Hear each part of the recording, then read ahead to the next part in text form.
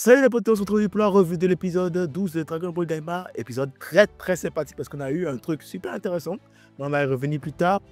D'entrée de jeu, j'ai envie de poser la question de savoir à quoi servent les épreuves post-fight contre les Tamagami.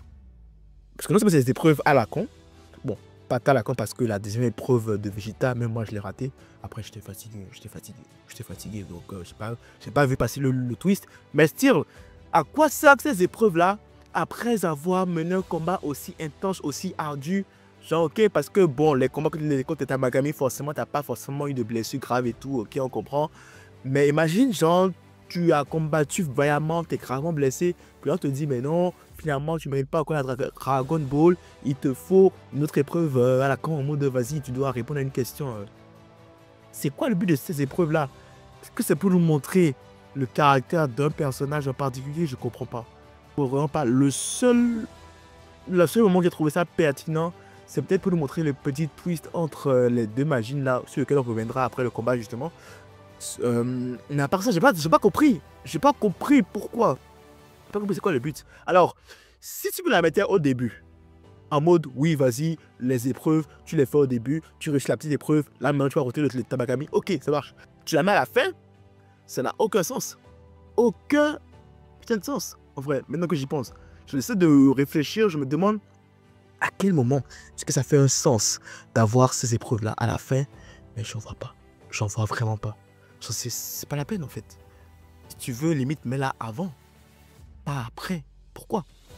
Bref, donc là on a eu deux combats.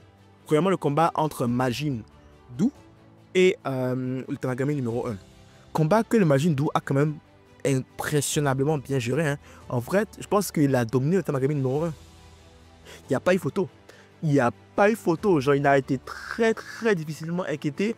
Et le pire scénario auquel je m'attendais en fait est arrivé, c'est qu'il passe le Tamagami numéro 1. Alors oui, il y a eu le petit truc en mode Majin Buu, en mode le gros bout, je veux dire, où il disait ouais, je veux du chocolat, sinon je continue pas, je veux du chocolat, sinon je continue pas. Et dès qu'il a eu son chocolat, il a retrouvé la volonté de se battre. Donc là, du coup, dès qu'il a eu son chocolat, en fait, il n'a fait que pusher le Tamagami numéro 1. Le supposé Tamagami numéro 1 qui est supposé être fort, ce Majin Buu là a réussi à en faire une bouchée. Et quand je dis que moi j'ai trouvé ça très facile, franchement, je n'ai pas vu à un seul moment réellement où Majin Buu là a été, comment dire, inquiété. Je n'ai pas vu ça, pas du tout.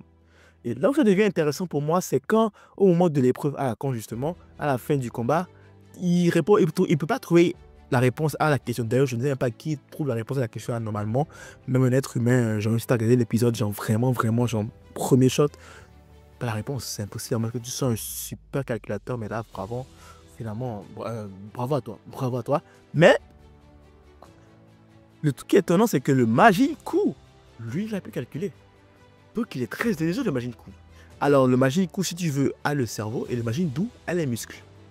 Donc c'est un peu ça en fait. Donc c'est lui qui a aidé Majin Buu, pardon, à trouver la bonne réponse, à récupérer la première Dragon Ball qui est maintenant en la possession de Arisu et qui n'est plus à la possession de Tamagami numéro 1.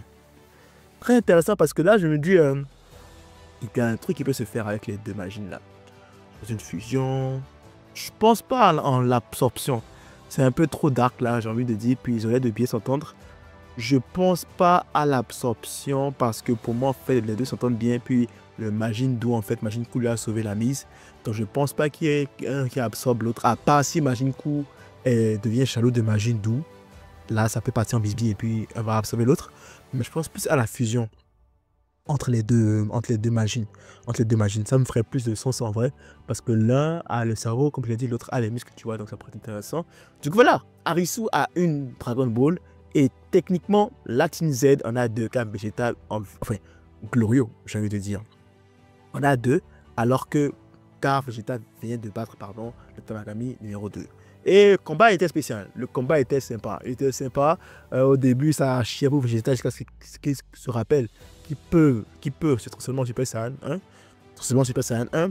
Mais c'était quand même difficile, quoi, tu vois. Donc, là, je me pose la question de savoir, mais attends, le Tamagami numéro 2, ça veut dire qu'il est aussi fort que Super Saiyan. Du coup, Tamagami numéro 1 qui se possède plus fort que Tamagami numéro 2, à quel point est-il plus fort que Super Saiyan? Et surtout, si Majin Buu a pu l'éclater aussi facilement Tamagami numéro 1, à quel point Majin Buu est plus fort que la Team Z en ce moment? Tu vois un peu? Donc là, Vegeta, il galérait quand même. Mais on ne suit pas celle que comme le Takamagami numéro 2, qui a fait un truc que je n'ai pas vu les autres Tamagami faire. Moi, ce que je me trompe, c'est utiliser la force de la Dragon Ball.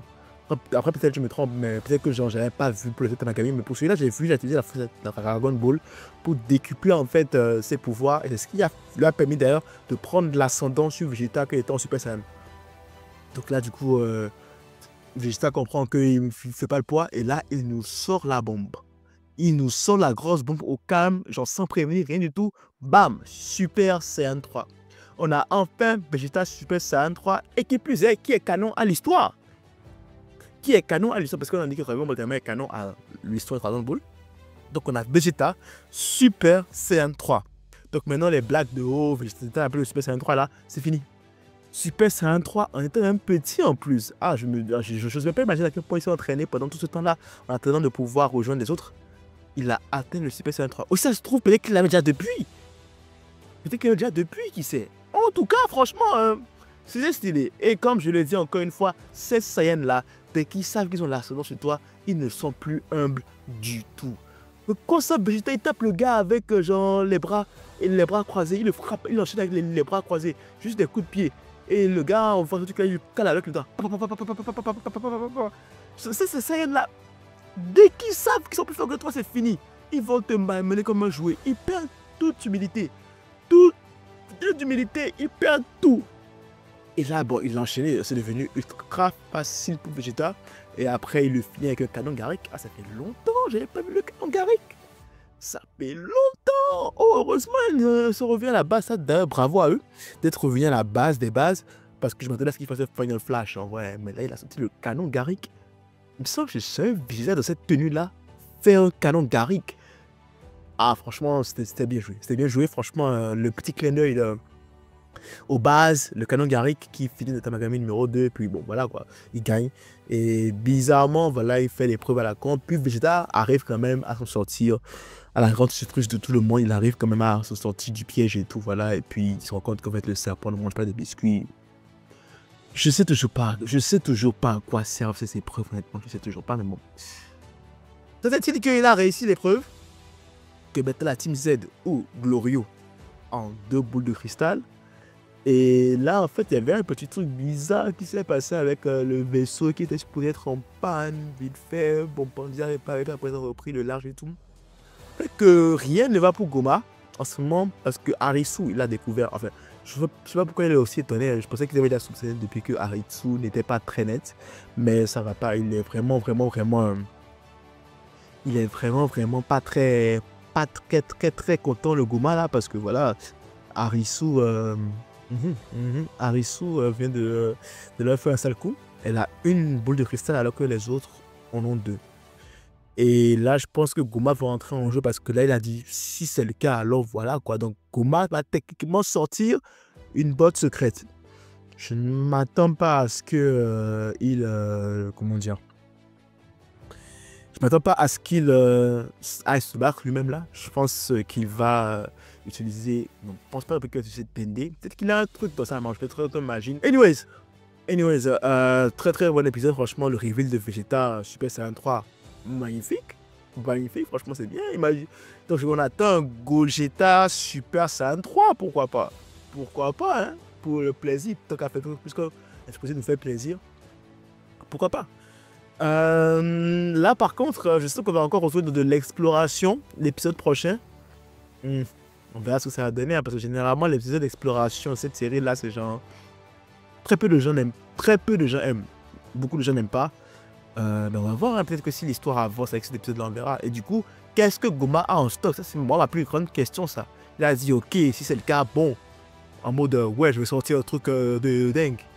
Donc je m'attends à voir ce truc de dingue là. Et je veux aussi avoir le développement avec les Majin. Qu'est-ce qu'ils vont faire? Est-ce qu'ils vont continuer d'être des sbires? Parce qu'il me semble que Harisu n'est pas prêt de créer un nouveau Majin de sitôt. Avec la victoire écrasante du Majin Buu là, franchement, même elle était surprise, hein, s'y attendait même pas du tout. Donc je crois pas. Du coup, je vais voir ce qui va se passer avec ces Majin là. Puis voilà quoi. Attends la semaine prochaine. Voilà, c'est tout ce que j'avais à dire pour cette revue de l'épisode de Dragon Ball Daima. Si tu as aimé la revue, n'hésite pas à liker, ça fait toujours plaisir. Si tu n'es pas encore abonné à ça fait encore plus plaisir. Max de like, max de partage. On se retrouve très vite dans les vidéos. D'ici là, prenez tout soin de vos proches. C'est tout pour moi. À la prochaine.